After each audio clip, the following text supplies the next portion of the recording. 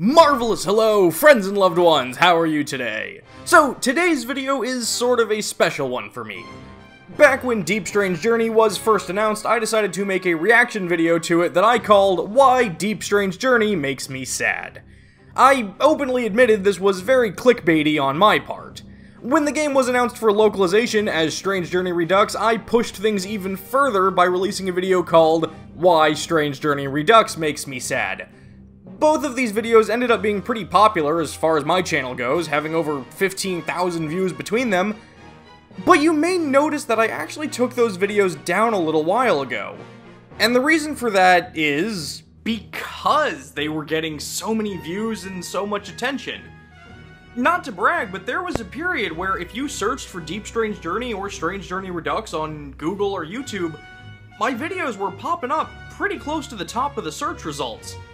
And I quickly started to realize, for a lot of people, these videos were their first impression of me, and I didn't like that. I didn't like the impression that those videos were sending to these people of me or of my channel, because that's what I'm not about that, and the channel's not about that.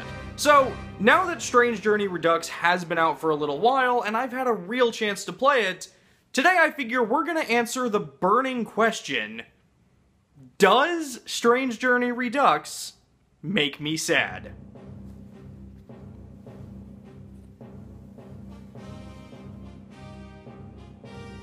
And yes, I'm gonna use the puppet again for this video.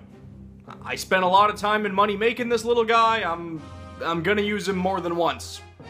Rather than doing strictly a review, and rather than doing my normal formula for videos, I've decided that I'm going to divide this video into 5 separate sections.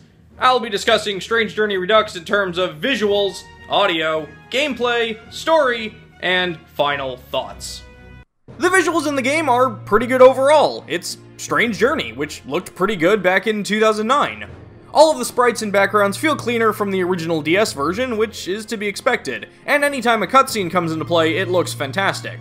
However, I was personally a little disappointed that the battle sprites feel like a step backwards from other recent 3DS Megaten titles, as demons no longer disappear depending on how they were killed, like they did in Shin Megami Tensei 4 and Apocalypse.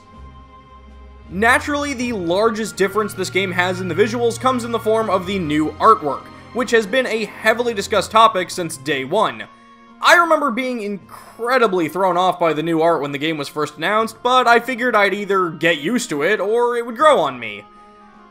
I didn't, and it didn't.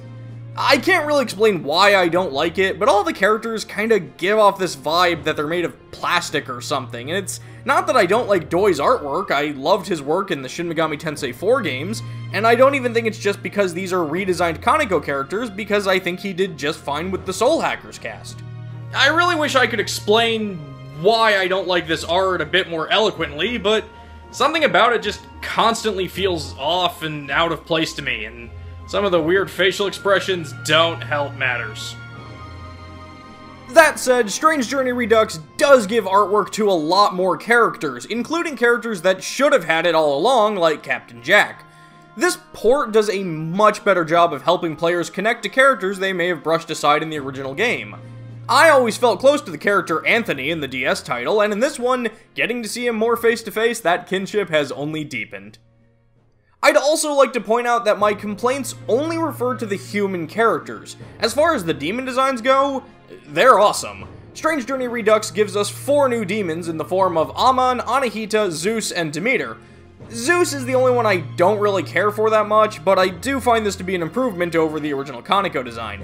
He's just kinda lackluster because we've already seen tons of these half-black, half-white characters in other media, and I don't even think Zeus is the best instance of this trend in Megaten, as the design of Persephone stands out to me a lot more. But I do really like these new demons, and I've honestly got my fingers crossed we'll be seeing some of them in SMT5 when that comes out. As far as audio goes, again, it's Strange Journey, and it works great. None of the tracks in this game are ones I could imagine putting on my phone or bopping my head to while I'm driving, but they work amazingly well in the game itself. Unlike other Megaten games, you won't find the uplifting tunes of the Persona series or even the rockin' guitars of stuff like Digital Devil Saga. This game is a lot of percussion, horns, and eerie chanting that really makes you feel like you're in an oppressive atmosphere. The game's new track, like Alex's theme, feel right at home and really stood out to me. But audio isn't just music. Let's discuss the elephant in the room. As most of you know by now, Strange Journey Redux did not receive an English dub, and yes, I'm one of the people who wasn't particularly happy about this decision. Call me spoiled, call me entitled, call me whatever you want down in the comments, but I'm not going to apologize for being accustomed to Megaton games getting English dubs. Usually pretty darn good ones at that. There are currently 6 other Megaton games on the 3DS that all got dubs, 7 if we count the upcoming Persona Q2, which I'm assuming will get one. I'm not necessarily against games that retain original Japanese voices. I was fine with it in Tokyo Mirage Sessions, and I think it's absolutely perfect for the Yakuza series, which I am really loving and can't believe it took me so long to play. But in both of those games, we could actually see the characters moving and acting out their dialogue, which helped me feel more engaged in what was happening. Strange Journey's static images do nothing to aid the voice acting in my opinion, and I found it quickly just becoming background noise that I often skipped over once I was finished reading the text. That said, the game does provide the option to simply turn the voices off, which is what I ended up doing and was still able to fully enjoy the game. Yes, I would have liked a dub, but I don't think for a moment that the lack of one ruins the entire experience like some people seem to. Gameplay is, once again, say it with me, it's Strange Journey. The mechanics that made the original game work are now back and are as good as ever. A handful of things were enhanced here and there, new demons, new sub-apps. Unlike the other sections of this video, I didn't really stumble upon anything that I felt was lacking compared to the original title, or that I thought was a disappointing feature here. The introduction of commander skills, abilities unique to the protagonist, are a fantastic addition that make the character both feel more unique and feel like a proper soldier commanding his demons. It's a small touch, but one that I really like, and I think helps give the protagonist of this game a more memorable quirk.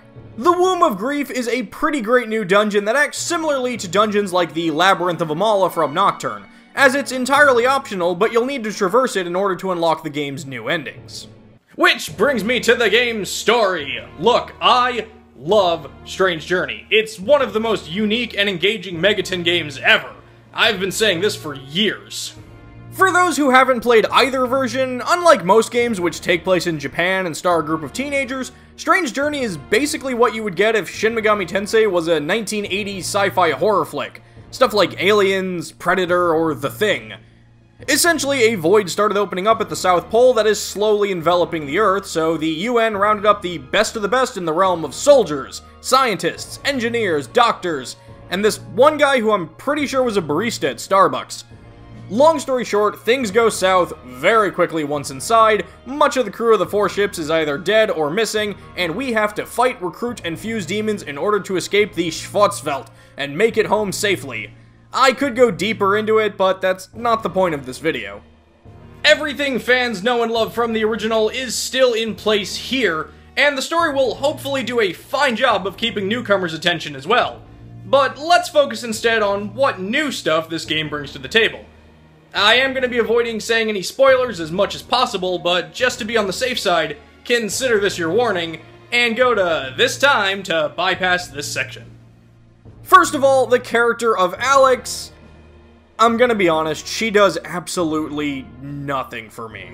She shows up relatively early in the game and demonstrates that she's a real toughie, and through a couple of quick context clues you can put together she's basically the Megaton equivalent of Trunks, or Cable, or Silver the Hedgehog. She's from the future and trying to change things. Since the game now has a bunch of new endings, Alex's role in this game is basically to make all 3 endings from the original title obsolete, and essentially bad endings, which I'm not a fan of. At the time of making this video, I've only beaten the game once, so I don't know how all of Alex's endings go, or how, or even if they change the original endings at all with new information. As a character, I don't particularly like Alex. She's kind of boring, and nothing about her came across as interesting or surprising to me. I'm not going to spoil what her whole deal is, but basically, so long as you were making somewhat reasonable guesses about who she is and where she comes from, you were probably pretty close. That said, the stuff surrounding Alex, like how her actions lead you to Demeter and the Womb of Grief, is great. In fact, Demeter may be my favorite addition to this game, and through being introduced to her, I found myself wanting to help her out and complete her side quest, which just so happens to involve the steps you'll need to gain access to the new endings anyway, so it works out. Basically, all of the original stuff is still on offer, but with the information you get through the new endings, you may feel a little unsatisfied unless you actively do the new story stuff, which has its ups and downs. I will say that finishing up the Womb of Grief stuff always made me feel pretty over-leveled when I returned to the main dungeons, but it's a satisfying series of quests. I know earlier I called this section Final Thoughts, but really, it's just one thing I want to talk about that I couldn't really work into any of the other sections. Did anybody else get the feeling that Atlus USA just didn't really care about this game very much? I mean, I've been playing Megaton games for about 15 years now, and I cannot recall any other title in this franchise that seemed to get such a lukewarm release. The game was barely advertised, only 2 videos on it were posted to their YouTube channel, one of which was the day the game came out. I figured they would have been happy to put together some character videos to introduce people to the crew, or the mechanics of the game, or even something to show off what new stuff returning players could expect. I guess it just feels especially off to me because this is the first Megaton game to come out after the incredible success of Persona 5. I felt like this could have been their chance to try and get some people who played that as their first title. Their chance to be like, did you like Persona 5? Well, we've got a whole franchise just loaded with different types of RPGs and stories that you should totally check out. Don't get me wrong, I'm not trying to dunk on Atlus USA or anything like that, I don't know, the release of this game just felt like something just wasn't quite right. So, just what is my final verdict on Strange Journey Redux?